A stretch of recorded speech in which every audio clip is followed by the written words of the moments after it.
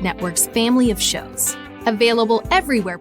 Hello everyone and welcome back into the GSMC Dead Ball Sports Podcast, and for our fourth segment of today's show, we're transitioning from talking AFC wildcard matchups to now NFC wildcard matchups, and we'll be talking about perhaps the most intriguing one in terms of these teams' ambitions and prospects for the Super Bowl, the Packers and the Eagles, a rematch of that thrilling Week 1 encounter down in Brazil.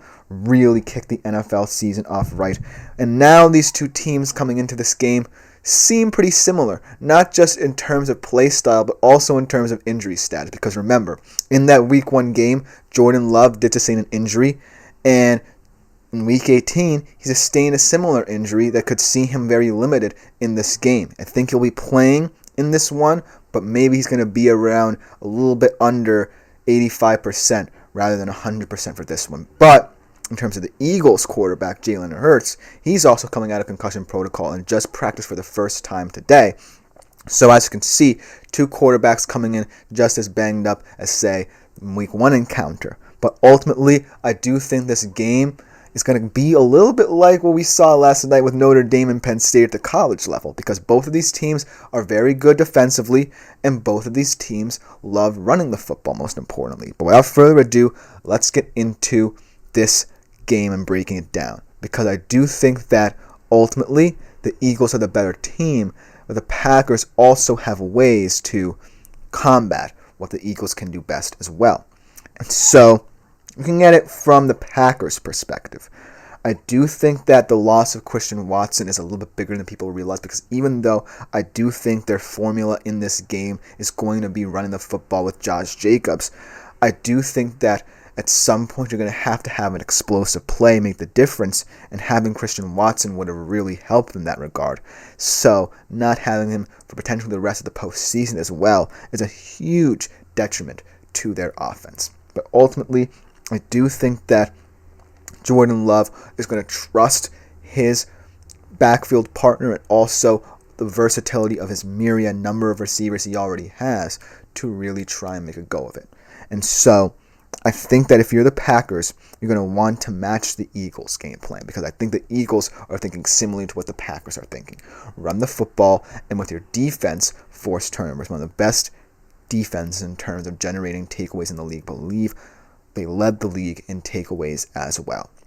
But ultimately, I think the Packers' offense is going to have to be the X factor here, and in turn, Josh Jacobs will have to be the best player on the football field, and I think he will, because he's been waiting for this moment his entire NFL career. Only one singular postseason game with the Raiders in his time there, and now he's really hungry to get into the postseason with the Packers, really make a name for himself. As Hippie J into the comments, let's go Buckeyes, Jeremiah Smith.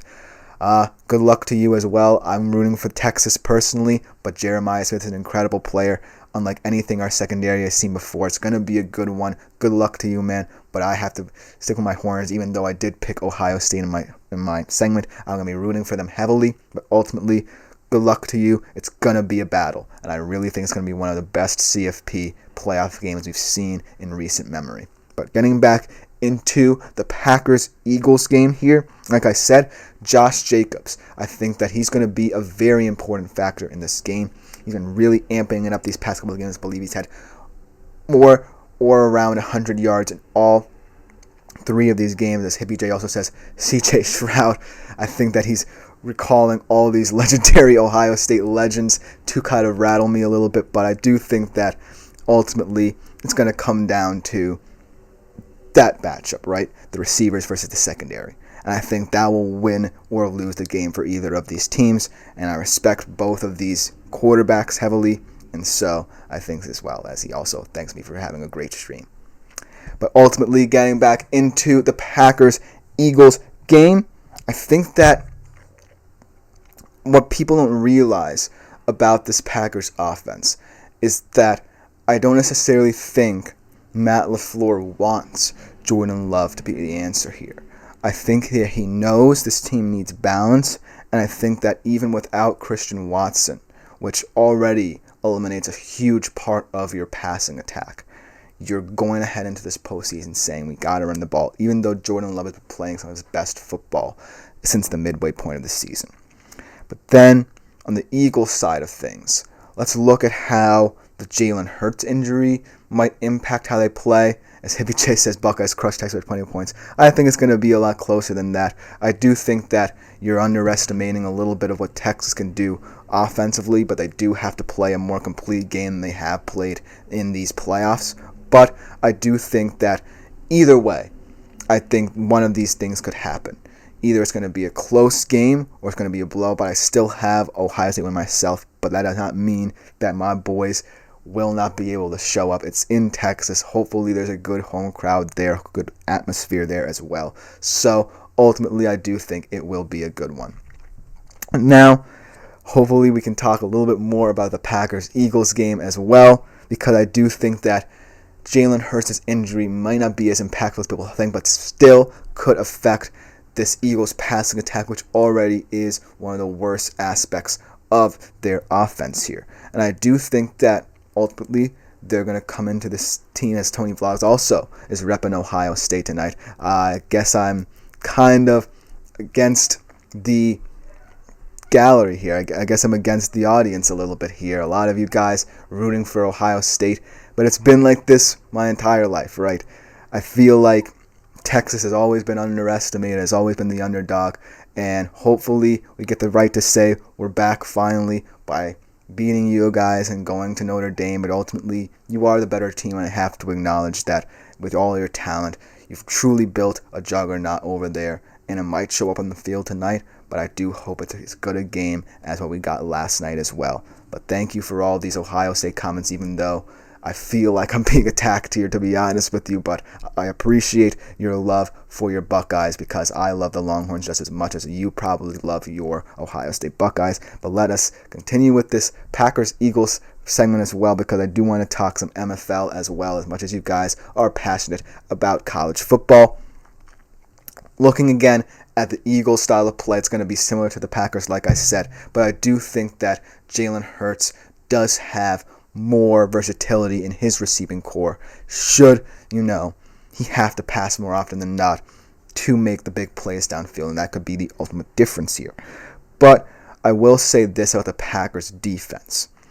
I have never truly liked this defense, even though it has been one of the league's best, just because they seem to be a little bit too over-reliant on generating takeaways. But if you're good at that, and no matter where you are in the field, you continue to take the football away from opposing teams, that really plays into helping get your offense on track more than anything. Because if you, say, are getting beat up a little bit, the team is driving on you and you force a big turnover, that really slows down the rhythm of this game and gets your offense amped up.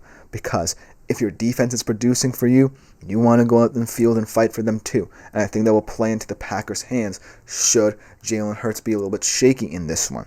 And so that's another aspect. If Jalen Hurts has to drop back to pass, there be some mistakes in his game in this one as well. Because I do think that, yes, Saquon's an ultimate security blanket, right? He is the guy who was only one of the 9th backs to rush for over 2,000 yards, and he really is a special talent. But ultimately, you're not going to win football games by just running the football. As Tony Vloss says, Ohio State score predictions, who's going to win?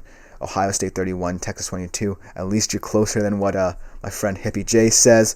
But I do think that's around where I see this game going should Ohio State win, because I do think that Ohio State's offense will look good throughout this game, but I don't necessarily think they'll look as spectacular as they have over these past 2 games. I do think it will be a battle, even though Texas was kind of running ragged in that game against Arizona State there in overtime, and Andrew Makuba had to come up with a lucky play ultimately to win that one. So I do think that I respect your score a little bit more than Hippie J's, but I do hope, like I said, as always, that this game is another CFP classic.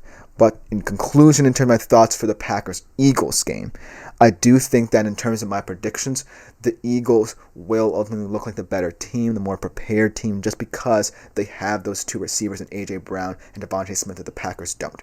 And so that's why I have to err on the side of favoritism here, because And while I do think the Packers could be a viable team, should they lean on Josh Jacobs and have him be their best player, have him go out and dominate, I do think that this Eagles defense has been underestimated in not just the pass but the run. I do think the guys up front have been doing an excellent job. Kudos to free agent addition Zach Bond, one of the most incredible defensive players in all of the NFL this season. And so he's going to be kind of challenged here. And so I do think that ultimately on both sides of the football, the Eagles just have a little bit more. So I'm going to say the Eagles win this one. I think it's going to be a bit of a shootout. I'm going to give my flowers to what Green Bay has offensively and what their defense can do to alter the look of this game. But I do think that the Eagles will pull away and potentially on like a last-minute field goal or a last-minute touchdown, whether it be through Saquon or Jalen Hurts through the air, they win this one 34-31. I do think it will be a classic NFL wildcard game, much like I hope this Ohio State game that you're all clamoring about in the comments will be as well. But coming up to conclude today's show is another underrated wildcard matchup here, perhaps the best of the weekend. The Commanders taking on the Bucs, 5-4 in the NFC. We'll be right back after this short break to talk about it.